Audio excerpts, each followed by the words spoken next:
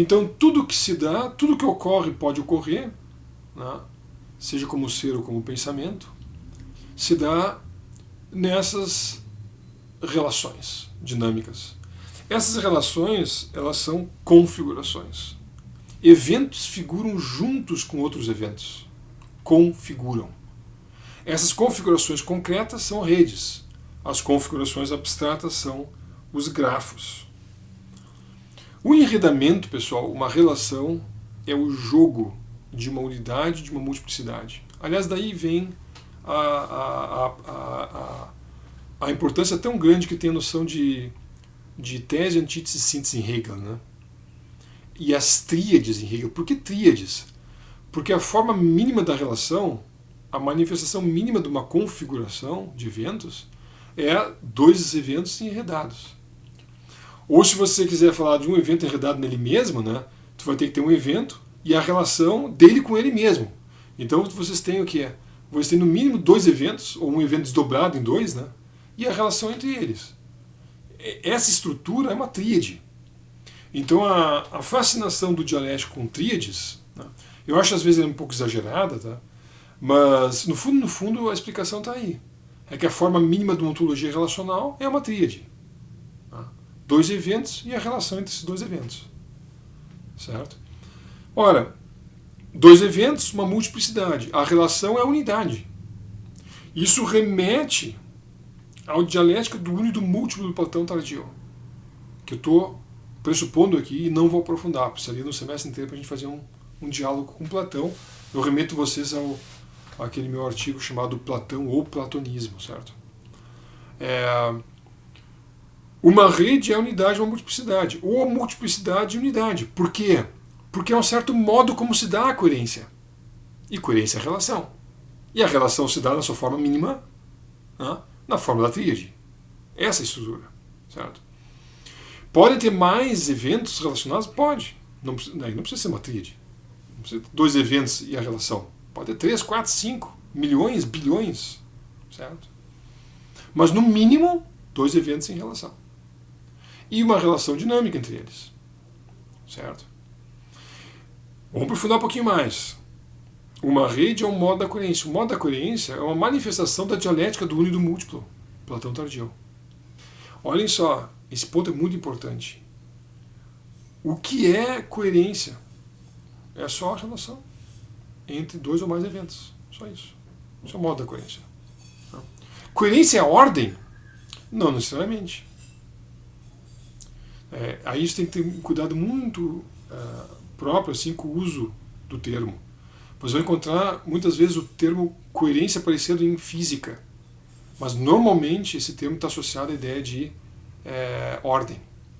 Muitas vezes nós usamos coerência na linguagem do dia a dia pensando em ordem. A gente pensa, por exemplo, num discurso coerente, a gente pensa quase isso como sendo sinônimo de um discurso consistente, consistência lógica. Mas, na verdade, a consistência lógica é só um dos modos como se manifesta a coerência no pensamento.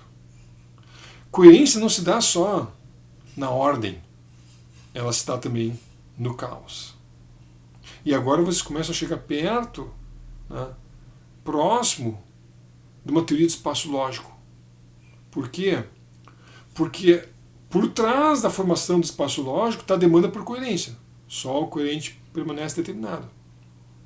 Só que não está dito nessa demanda por coerência qual o modo específico da coerência que vai se manifestar nesse ato de fala, naquela ação no mundo, naquele jogo de futebol, né, naquele ecossistema, naquele sistema econômico.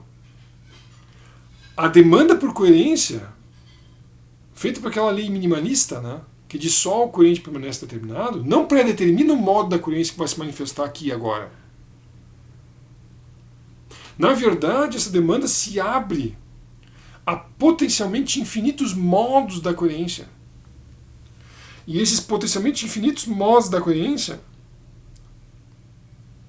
vão gerar, em um extremo, a máxima ordem, o máximo predomínio do uno sobre o múltiplo. Isso aqui é um diálogo com Platão tardio, tá, pessoal? O Platão tardio pega aquele dualismo entre ideia e fenômeno não vê mais como um dualismo, como aparecia ainda no Platão intermediário na República, e ele vê a relação entre ideia e fenômeno não mais como um dualismo, esse é o Platão tardio, tá? Platão do Filebo, Timeu, sofista, etc., mas vê a relação entre ideia e fenômeno como uma relação em graus. E quando mais você sobe na pirâmide próximos da ideia do bem, mais ordem vocês têm, predomínio do uno sobre o múltiplo. E quanto mais vocês descem no predomínio do uno sobre o múltiplo, ou seja, quanto mais predomina o múltiplo sobre o uno, mais vocês se aproximam do fenômeno, saem da ideia, né, mais vocês têm o caos, a desordem. Isso é o Platão tardio. Peguem essa estrutura piramidal e botem como se fosse um segmento. E num extremo vocês têm o máximo predomínio do uno sobre o múltiplo, e no outro o máximo predomínio do múltiplo sobre o uno. Cada ponto, isso aparece na imagem que está no prédio, tá, pessoal?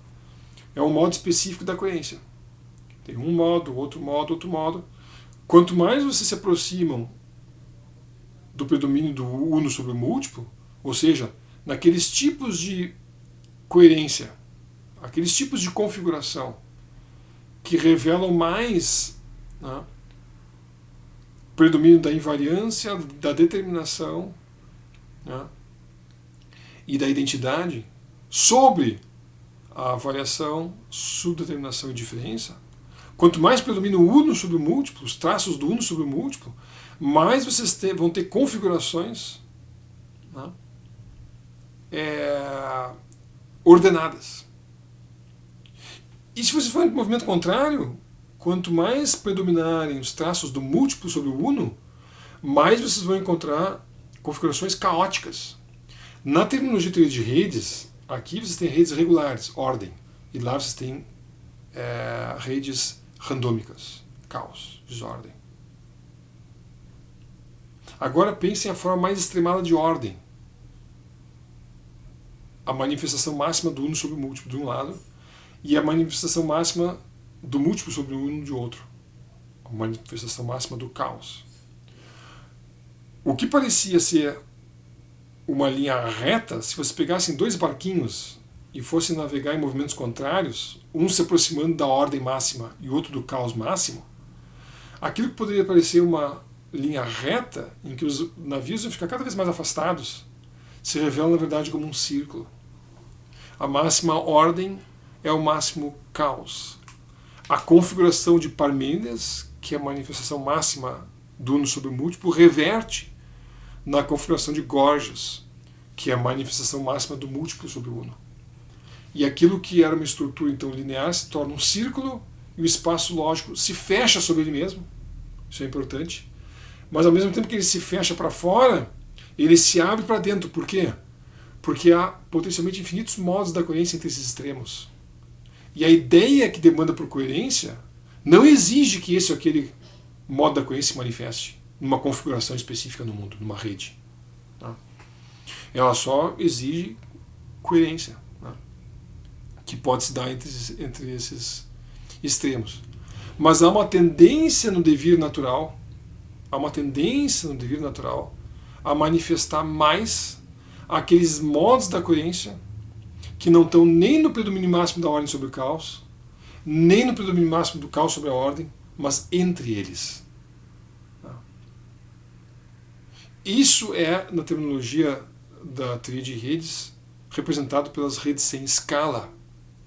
E na metafísica leibniziana neoplatônica, ali vocês encontram configurações, se vocês estão pensando em uma cosmologia, por exemplo, né, configurações de universo, mundos possíveis, né, que estão mais próximos do que o Leibniz chamava o melhor dos mundos possíveis.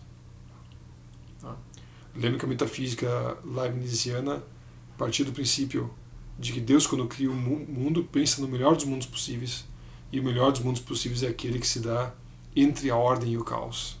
É aquele que tem a máxima ordem possível sob a máxima variação possível.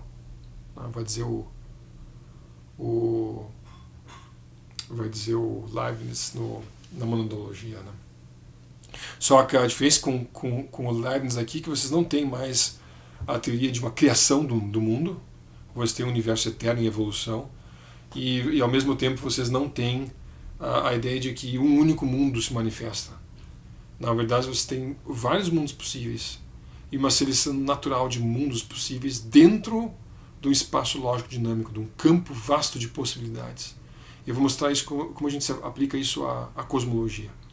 Mas lembrem, a gente não está fazendo cosmologia aqui.